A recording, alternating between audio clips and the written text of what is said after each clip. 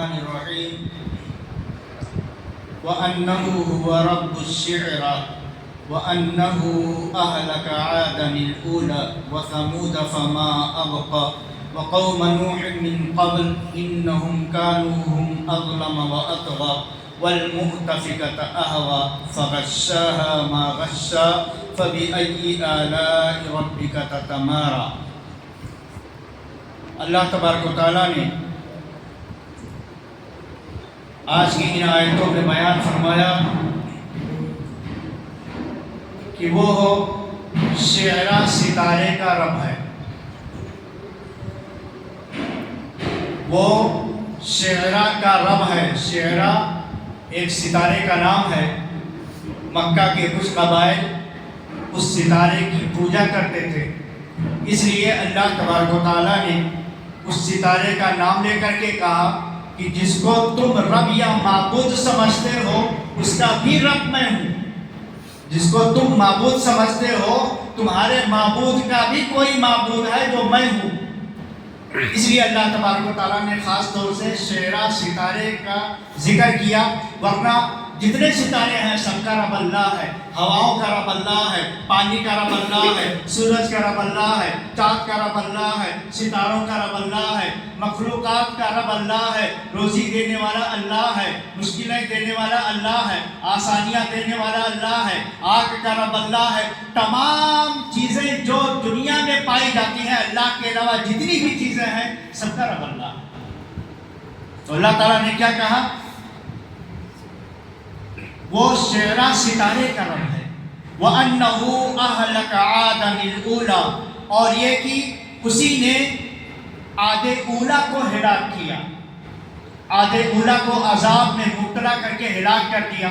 یہاں عاد اولا اس لیے کہا گیا ہے کہ نوح علیہ السلام کی قوم کے بعد سب سے پہلے جس قوم کو عذاب دیا گیا تھا وہ قوم عاد تھی، اس لیے عاد اولا کہا گیا، یعنی اول عذاب پانے والی حضرت نوح علیہ السلام کے طوفان کے بعد۔ وَأَنَّهُ أَهْلَكَ عَادًا الْأُولَى وَثَمُودَ فَمَا أَبْقَى، اور یہ کہ اسی نے قوم سمود کو ہلاک کیا، فما ابقا، تو اس میں سے کوئی باقی نہیں بچا۔ وقوم نوح من قبل، اور اس سے پہلے نوح علیہ السلام کی قوم کو ہلاک کیا۔ انہم کانوا ہم اظلم واطغى، اور یہ کہ وہ لوگ خود ظالم تھے اور سرکش تھے۔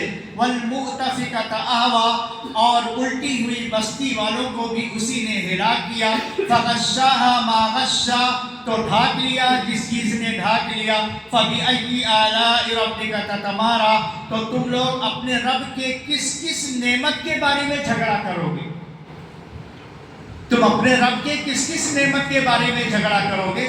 یہاں اللہ تبارک و تعالیٰ نے قوموں کی ہلاکت کا تذکرہ کیا ہے، یہاں لوط علیہ السلام کی قوم کا تذکرہ کیا ہے، اور اللہ نے یہ بات بتائی ہے کہ فغشاها ما غشا، ڈھانپ لیا جس چیز نے ڈھانپ لیا۔ مفسرین کہتے ہیں اس سے مراد یہ ہے کہ اللہ تبارک و تعالیٰ نے حضرت جبریل کو بھیجا، عذاب کے فرشتے کو بھیجا، پوری قوم کو جن کو ہلاک کرنا تھا زمین سمیت اللہ تبارک و تعالیٰ نے اوپر اٹھا لیا اور ان کو زمین کے ساتھ پلٹ دیا۔ وہ نیچے ہو گئے اور زمین ان کے اوپر ہو گئی۔ فغشاها ما غشا، پھر چھا گیا جو چیز ان کے اوپر چھا گیا، یعنی اوپر سے اللہ تعالیٰ نے آگ کی بارش کر دی، آگ کی بارش کر کے ان کو ہلاک کر دیا۔